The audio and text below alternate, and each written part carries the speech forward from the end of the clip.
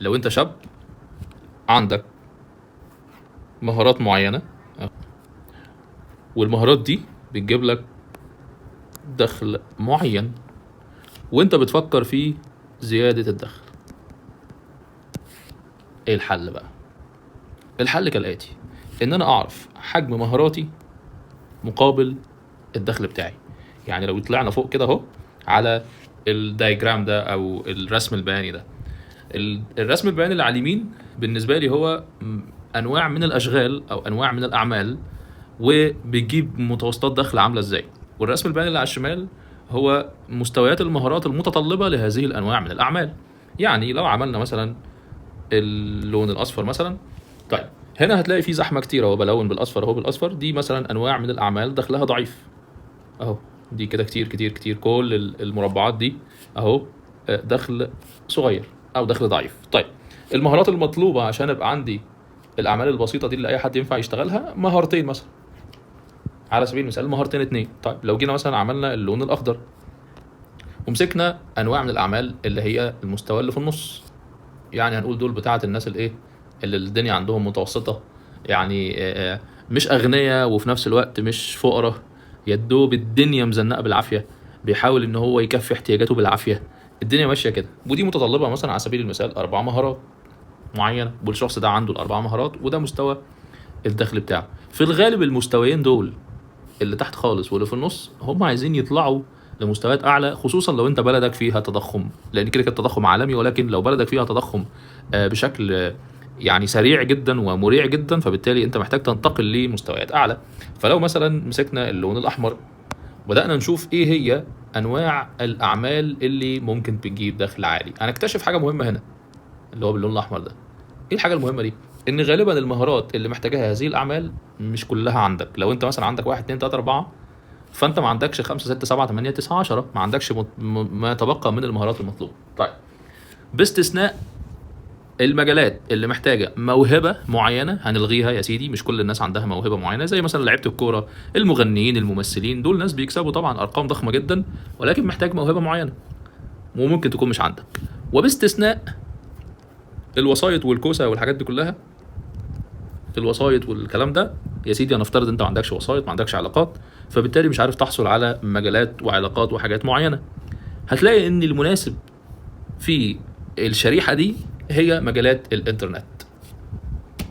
يعني لو استثنينا الحاجات اللي هي ممكن تبقى صعبه عليك، هتلاقي ان المناسب هي مجالات الانترنت. تمام. وافضل حاجتين تفكر فيهم هم ايه؟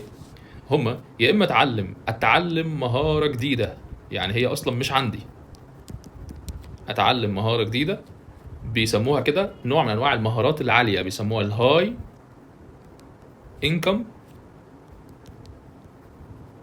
سكيل، مهارات ذات الدخل العالي. تمام. في كتير في المهارات دي، زي مثلا مهارات الديجيتال ماركتينج، زي مثلا مهارات اتعلم مثلا السيلز بشكل عام، لان مهاره السيلز او المبيعات واحده من اعلى المهارات اللي ملهاش عمر زمني وملهاش وقت معين، ما بتخلصش. يعني تقدر تكسب من هذه المهاره لحد ما يبقى عندك 80 سنه، ملهاش وقت معين. زي مثلا لعيب الكوره عند ال 35 بتلاقيه بيبطل، مش عارف موظف مش عارف ايه عند سن ال 50 ولا ال 60 تلاقيه دخل تقاعد ومعاش، وهكذا. مهاره زي دي مثلا عاليه.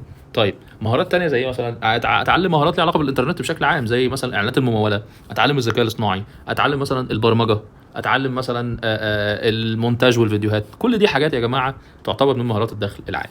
طيب او النوع الثاني ان انا ابدا بزنس اونلاين، امارس مجالات تجاره الكترونيه. على سبيل المثال مثلا في بعض المجالات ممكن ان انا اقول لك عليها، ولكن انا ارشح لك مجال افضل فيهم من حيث المخاطره بتاعته. مجالات مثلا زي اشهر المجالات الموجوده في هذا المجال او في هذا الجزء هو الدروب شيبنج مثلا على سبيل المثال، ده مجال. الامازون اف بي اي على سبيل المثال مجال. تمام. بعض مجالات الافيليشن از مشروع، كمشروع بشكل عام، مش كسبوبه زي ما الناس كتيره جدا بتمشي في السكه دي وبتفشل فيها لان هي سبوبه اصلا. تمام كده. واخيرا الدايركت سيلينج، كقدره ماديه وراس مال ومصاريف تشغيل انت محتاجها علشان خاطر تمارس الاربع انواع دول، هتلاقي ان افضل حاجه انا ارشحها لك هي الدايركت سيلينج. قدره ماديه قليله، مبالغ قليله ممكن تحتاجها، مش محتاج صرف كتير مش محتاج عمليه صرف شهري، على عكس الاربع او الثلاث قصدي مجالات دول كلهم محتاجين اعلانات مموله. الدايركت سيلينج مش محتاج اعلانات مموله، دي اكتر حاجه ارشحها لك. لكن خليني اقول لك على معلومه اخيره، ايه هي؟ ان انت لو حبيت تنتقل من المستوى ده بمهارات قليله وبدخل قليل عشان تنتقل لمستوى اعلى، لازم تفهم اني هتلاقي عائق فكري. عائق ايه؟ فكري. يعني دماغك هتبقى هي العائق بالنسبه لك. ليه؟ لان انت دايما هتلاقي نفسك بتدور على الحاجات اللي انت حاسس نفسك فاهم فيها، او حاسس انك تعرفها، او عايز تضمن انك تنجح فيها. كل دي افكار يا جماعه، كل دي افكار من عمل الشيطان. ربنا امرك بالسعي، ما امركش بضمان نتيجه السعي. الرزق ده بتاع ربنا، انت مالكش دعوه بيه. فانت لازم تفهم ان كلمه مثلا شائعه بسمعها من ناس كتيره جدا، اصل انا حاسس ان الحاجه دي مش مناسبه ليا، مش مناسبه ليا. طب ما هي طبيعي ما يكونش مناسبه ليك، عشان مستوى دخلك قليل. انت عايز مستوى دخلك القليل ده يتناسب ازاي مع مهارات محتاجاها مستوى دخل عالي؟ يبقى انت محتاج تتعلم، محتاج تضيف مهارات على نفسك علشان يبقى انت اللي تكون مناسب لنوعيه المجالات اللي بتجيب دخل عالي. لو انت هدفك زياده دخلك، يبقى محتاج تتاقلم على فكره ان انا همارس حاجه جديده عليا، ما اعرفش فيها حاجه، مش فاهم فيها حاجه. ابدا بزنس مش فاهم فيه حاجه، طبعا لازم الاقي حاجه اسمها المنتور. يعني حتى لو ابدا بزنس، يعني دايركت سيلينج ميزته في ايه؟ الدايركت سيلينج واحده من مميزاته ايه؟ ان انت بتمشي خطوه بخطوه مع شخص سبقك في التجربه دي وقدر ان هو يعمل فيها نجاحات، فانت بتمشي خطوه بخطوه مع شخص ناجح اصلا، هو اللي بيخليك تتعلم المهارات المطلوبه الجديده اللي هي مش عندك اصلا في خلال رحلتك في مجال زي ده. تمام كده؟